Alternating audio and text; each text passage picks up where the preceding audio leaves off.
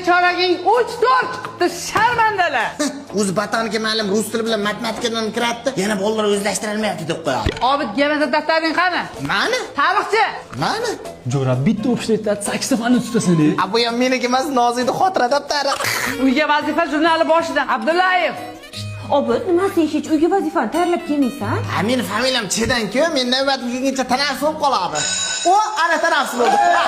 Qanday pirani yeymizmi yo ko'chib yeymizmi? Jo'ralar abka zurna satlayapman. Yangi qo'shig'im mande, sho'xat telib o'tqale, yo'qsa yo'qmasa hamda. O, butun Niagaran do'shi sarsam bo'lganda yomon kedikda.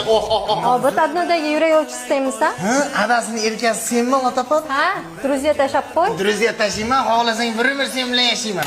O, statusliga bo'ldik-ku. Bolalar jim o'tiringlar, maktabga komissiya kelgan. Ha, onalarni ko'rsa 9 yildan beri komissiya keldi deb eshitamiz, lekin biron marta o'zini ko'rmak. Bironta ko'rgan odam bormikan o'zi? Yo, bolalar keyingi dars jismoniy tarbiya, ketdik futbol o'ynaymiz. Futbol yo'q. Tashqarida yomg'ir. Hamma shashka o'ynaysan. Bolalar, keyingi darsinglar odam anatomiyasi. Ma'lumlaring rayonga ketgan. Ikkita bo'ldi, shovqin qilmasdan sekin chiqib ketinglar. O, mana shu gapni sevaman-da. Mana siltamay ham keldi. Qani bolalar? Ya o'zi ham tobida bo'pti. Bismillah. Ya, nima bo'ldi? Nimagadir ovqat oshqozonimga botdi. Namunchanim Jonsan go'shti eng qimmatidan olganmiz. Baquvvat ol. O, mana qo'chqor go'shtiga qozonga olib keldi. Yog'ini qara, yog'ini. O, xil bo'libdi-yu. Qani bitta ko'raylikchi. Bismillah. Aha, yana nima bo'ldi? Hayronman, bu ham oshqozonga botdi. Ertaga toqqa ham joy aytib qo'yganman. Har birimizga $100 tushgan, bilasizlar? Bo'ldi, beraman.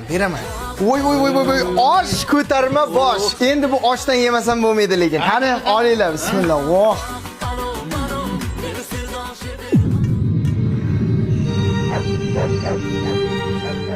Ye, dadam. Ye, dadajon. Hali ham uxlamadlaringmi? Qanaqa xotinsan? Bolalarni vaqtida uxlatsang, o'lasanmi? Uyda yeyishga hech nima qolmabdi. Produkti ham tugagan. Telefon qilib bezovta qilaverma deganingizga qilmadim. Bolalar och qoringa uxla olmadi. Nima? Oshqozon qabul qilmagan narsani vijdon qanday qabul qildi ekan? Voy, osh! Bolalar sekinroq yenglar, men ham hech narsa yeganim yo'q. Ha, haqiqiy erkak choyxonada to'yib keladidir deysiz. Bu safar uyga olib kelibsiz.